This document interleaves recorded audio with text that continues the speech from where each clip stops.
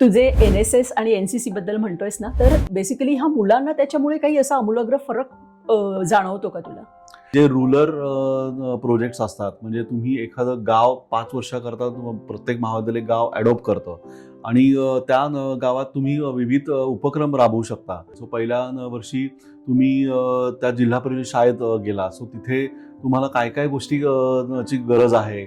May be त्यांना पुस्तकांची गरज असेल, त्यांना कम्प्युटर्सची गरज असेल, त्यांना बेसिक स्वच्छतेच्या सुविधा, म्हणजे गर्ल्स करता मुलींकरता वेगळं वॉशरूम आहे का, मुलांकरता वेगळं आहे का, किंवा सॅनिटरी नॅपकिन्स त्यांना माहिती आहे का त्याची, ते कसं वापरायचं, त्यांच्याकडे त्याचा स्टॉक आहे का, शाळा त्यांना ती फॅसिलिटी प्रोव्हाइड करते का.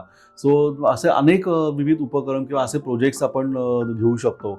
आणि ह्या निमित्ताने इथे शहरात असलेली मुलं मुली आहेत की त्यांना ती जाणीव होते की आपण इथे खूप सुरक्षित वातावरणात आपण राहतो, वाढतो. आपल्याला कुठलीही काही लागलं, आपण आईवडिलांकडे मागितलं तर इझिली मिळतं. पण हे जे शहराच्या बाहेर जेव्हा तुम्ही पडता आणि एखादा खेडेगावात तुम्ही जाता, तेव्हा तिथलं आयुष्य कसं आहे, की पाण्याचं बेसिक सोय आहे का, स्वच्छतेची बेसिक सोय का. सो अनेक, म्हणजे ह्या कॅम्पमुळे मुलांना खूप गोष्टी शिकायला मिळतात.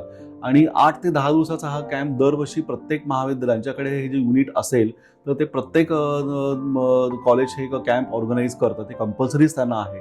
त्यातनं खूप मुलं चांगली चांगली घडतात. सो माझ्याकडनं असे अनेक विद्यार्थी आहेत.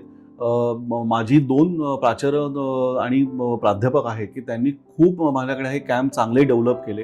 एक प्रोफेसर कोल्लम सर होते, आता ते नाही हयात, पण त्यांनी अनेक वर्ष म्हणजे सतीश नॅन्सन कॉलेजचं नाव युनिव्हर्सिटी लेव्हलमध्ये इतकं मोठं त्यांनी केलं.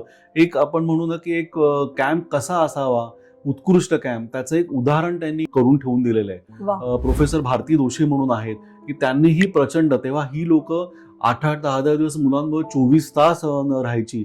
आणि तेव्हा तर इथून कुठल्या कॅम्पला जायचं म्हटलं तरी जाणं येणं हेही तेवढं सोपं नव्हतं. पण ते सगळं मुलांना घेऊन त्याची व्यवस्था करणं, कॅम्पच्या आधीची व्यवस्था, नंतरची व्यवस्था, हे सगळं मुलांकडनं करून घेणं.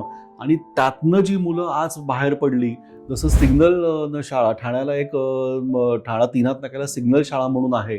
बटू सावंत आमचा एक विद्यार्थी, माझे विद्यार्थी, त्यांनी ती शाळा चालू केलेली आहे. सो असा विद्यार्थी की जी सिग्नल वरती जी भीक मागणारी मुलं असतील, सो किंवा लोक आहेत, त्यांची मुलं की त्यांना बेसिक शिक्षण मिळावं म्हणून त्यांनी काही वर्षापूर्वी सिग्नल शाळा म्हणून एक कॉन्सेप्ट डेव्हलप केली आणि आता ती व्यवस्थित चालू आहे.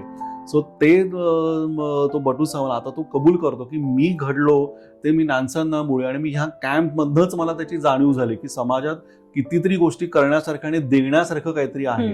आपल्याला कोणाला तरी काहीतरी देणं लागतं, ही भावना मला ह्या कॅम्प्समुळे मला रादर माझ्यात रुजली. सो त्याचं महत्त्व खूप आहे.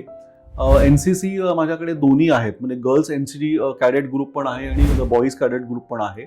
सो ऑलमोस्ट 3 डेकेड आम्ही जवळपास हे मुलांना ती सुविधा देतोय.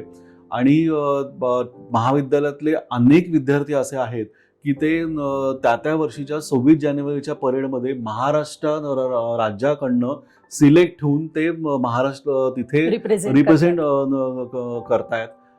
त्यांचे कल्चर असतील, परेडमध्ये ते सहभागी होत आहेत. बेसिकली NCC करण्याचा मुलांचा उद्देश असतो की ज्यांना लष्करात जायचंय, म्हणजे आर्मीमध्ये जायचंय, नेव्हीमध्ये जायचंय, मर्चंट किंवा एअरफोर्समध्ये जायचंय. सो ती मुलं खूप फोकस असतात. ती मुलं अभ्यासात पण साधारण असतात, पण त्यांना माहिती असतं की मला आयुष्यात काय करायचंय. सो त्याचं ट्रेनिंग, म्हणजे टोटल 11वी पासून ग्रॅज्युएशन पर्यंत 5 वर्षात मिनिमम 3 वर्ष त्यांनी सलग ते कॅम्प अटेंड केलेले असले पाहिजेत. आणि त्याच्यात त्यांना NCC गव्हर्नमेंटकडनं त्याचे एक्झाम्स होतात, त्याचं ट्रेनिंग त्यांना दिलं जातं. सो महाविद्यालय सुटल्यानंतर ही मुलं भर उन्हात, पावसात, थंडी असेल, त्यांचं नित्याचं ट्रेनिंग ते त्या महाविद्यालयाच्या प्रांगणात ते घेतात. आणि त्यातनं ती मुलं खूप वेगळी प्रकारे डेव्हलप्ड होतात. आता जे गव्हर्नमेंटची नवीन पॉलिसी आलेली आहे की 10 वर्षाकरता त्यांना सैन्यात भरती होता येतं. सो आता गेले ह्या 5-10 वर्षात दरवर्षी माझ्याकडे मिनिमम 8 ते 10 मुलं सिलेक्ट होतात.